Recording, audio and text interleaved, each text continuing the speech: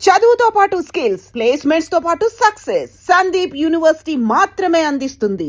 అడ్వకేట్లే విపరీతంగా సంపాదిస్తారు. గంటకి ఇంత ఉంటుంది వాళ్ళకి, హియరింగ్ కి అటెండ్ ఎంతమందికి ఉంది అది? ఇప్పుడు అడ్వకేట్లు విపరీతంగా సంపాదిస్తారు. ఎంతమందికి ఉంది అది?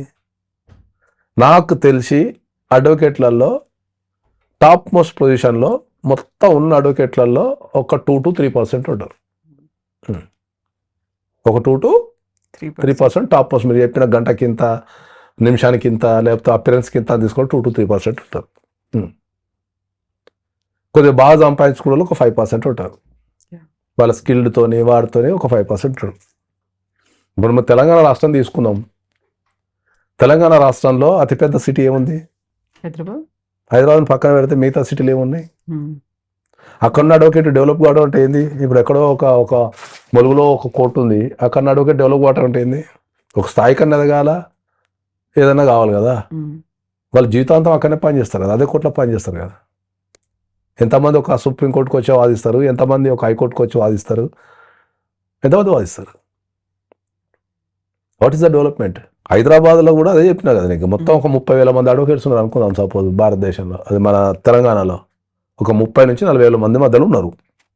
ఓకే, ఆ 30,000 నుంచి 40,000 మంది మధ్యలో ఆర్థికంగా సెటిల్ అయ్యి కేసులు ఉండి టాప్ మోస్ట్ ఉండి మొత్తం కలిపి 10% కూడా ఉండదు. ఇప్పుడు మీరు చెప్పిన ఇవన్నీ 10% కూడా ఉండదు. మొత్తం 30,000 కేసుల 30,000 మంది నుంచి 40,000 మంది అడ్వకేట్స్ వేసుకున్నా, నువ్వు 40,000 మంది అడ్వకేట్స్ వేసుకున్నా దాంట్లో 10% అంటే 4,000 మంది. 4,000 మంది మీరు అన్నట్టు మీరు అన్ని లెక్క కట్టేసి ఆర్థికంగా బాగుపడ్డ వాళ్ళంతా కలిపి ఒక 4,000 మంది ఉంటారు రాష్ట్ర వ్యాప్తంగా ఉన్న అడ్వకేట్లు. ఆ సిటీలో ఫేమస్ ఉండి అటుండి ఇటుండి. మరి 4,000 మంది 40,000లో 10%లో 4,000 మంది ఇస్తే మరి 36,000 మంది ఏం చేస్తున్నారు? మరి 36,000 మంది సమాన అవకాశాలే కదా. స్కిల్డ్ లేరు, అడ్వకేట్ ప్రొఫెషన్ మీద అవగాహన లేదు, స్కిల్డ్ లేరు, కాలేజీలు సక్కా లేవు. ఓకే, నేర్చుకోరు, చట్టాన్ని నేర్చుకోరు, అప్డేట్ గారు. ఏముంటుంది ఆ ఊరు? ఇప్పుడు మీరు ఒక చిన్న ఊరు తీసుకుందాం, మనం కరీంనగర్ అనే ఊరు తీసుకుందాం. కరీంనగర్ అడ్వకేట్ ఏం చేస్తాడు? వచ్చిన కేసు తీసుకుంటాడు, పొద్దున కోర్టు పోతాడు, దండం పెడతాడు, లేదా ఆర్గ్యుమెంట్ చేస్తాడు, అంతే వచ్చేస్తాడు. నువ్వు మరి ఎప్పుడు కరీంనగర్లో ఉంటావు అని అంటే నేను. నువ్వు ఎదగటం అంటే నువ్వు ఒక స్థాయికి ఎదగాలి కదా. అంటే నేను ఎదగటం అంటే ఒక స్థాయికి ఎదగాలి కదా. కరీంనగర్ నుంచి హైదరాబాద్ రావాలి, హైదరాబాద్ నుంచి ఢిల్లీ పోవాలి, ఢిల్లీ నుంచి ఇంకా ఇంటర్నేషనల్ కోర్టుకి వెళ్ళాలి. అది కదా ఎదగటం. అడ్వకేట్ కోర్సు చేసే జనాలలో 50% ఎందుకు చేస్తున్నాం వాళ్ళకి తెలియదు. ఏదో ఉంది కోర్సు చేస్తున్నాం అంటారు అంతే. సో న్యాయ వ్యవస్థ అనేది స్ట్రాంగ్ కావాలంటే కంపల్సరీ అడ్వకేట్ రోల్ చేస్తుంటుంది. ఇక నన్ను తిట్టుకున్నా, ఇక నా మీద దాడి చేసినా, ఇక ఎవరేమనుకున్నా, ఇవన్నీ వాస్తవాలు, ఇవన్నీ జీర్ణం చేసుకోవాల్సినవి. ప్రతి వ్యక్తి ఆలోచించాల్సింది న్యాయ వ్యవస్థలో ఏం జరుగుతుందని ఆలోచించాలి. ఇవన్నీ ఆలోచించకుండా దాడి చేస్తా అంటే వర్కౌట్ కాదు. ఇప్పుడు న్యాయ వ్యవస్థ గురించి అవగాహన కల్పించాలి, సమాజం గురించి చెప్పాలి, న్యాయ వ్యవస్థ సమాజానికి ఎట్లా హెల్ప్ చేస్తుందో చెప్పాలి, ఇండివిజువల్గా ఉన్నటువంటి హక్కులు ఏముంటాయి అవన్నీ కూడా చాలా కాంప్లికేటెడ్ ఇన్ ఇండియా. ఎందుకంటే ప్రజలకు అవగాహన లేదు చట్టాల మీద కానీ. ఓకే, ఎట్లా సిస్టమ్ ఎట్లా వర్క్ అవుతుందనే అవగాహన లేదు. చెప్పాల్సిన అడ్వకేట్లేమో చట్టాలు చెప్తున్నారు తప్ప దాని వెనక బిహైండ్ ద ప్రాసెస్ ఎవడు చెప్తలేడు. ఇంకొక బ్యూటిఫుల్ థింగ్ ఏంటి అంటే అడ్వకేట్లు చట్టాన్ని చెప్తారు.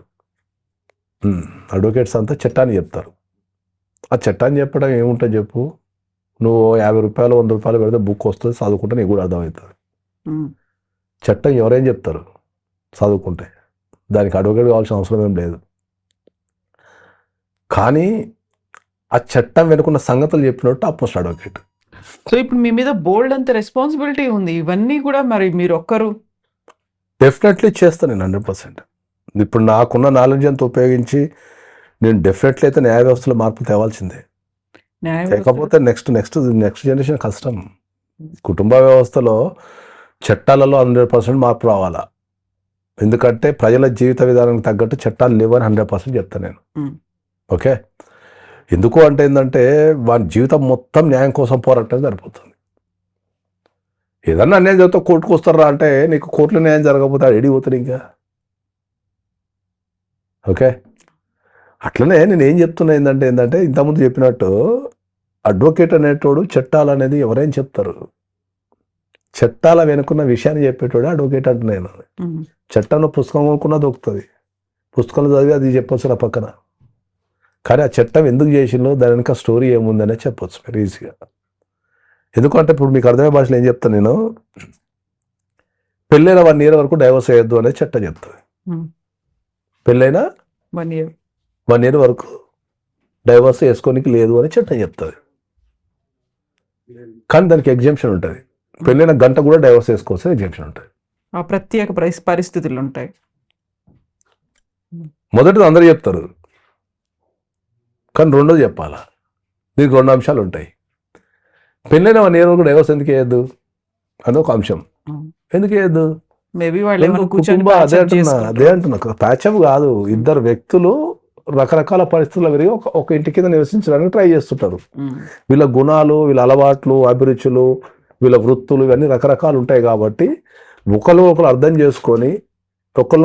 చేసుకొని వీళ్ళు ప్యాచప్ కావడానికి టైం పడుతుంది. కాబట్టి ఎట్టి పరిస్థితులలో పెళ్ళైన 1 year వరకు ఎవరు అప్లై చేసుకోనికి లేదు అనేది ఒక సిస్టమ్. అది చెప్పగానే ఏమైందంటే నీ 1 year వరకు చేసుకోనికి లేదు కదా అని చెప్పేసి ఆ 1 year వరకు వెయిట్ చేస్తూ కలిసిపోయే అవకాశాలు ఉంటాయి అనేది పాయింట్. అది ఫస్ట్ పాయింట్.